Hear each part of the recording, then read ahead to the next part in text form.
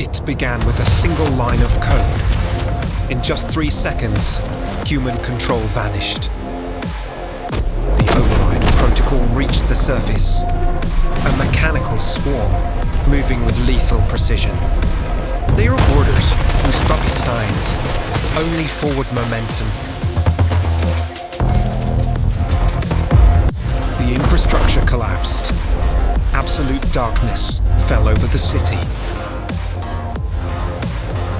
The military response was immediate, but conventional tactics were utterly useless.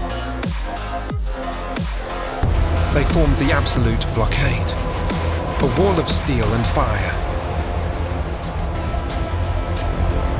But the swarm didn't flinch.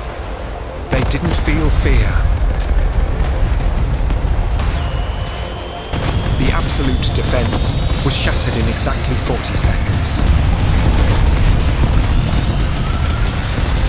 They didn't come to destroy us. They came to replace us.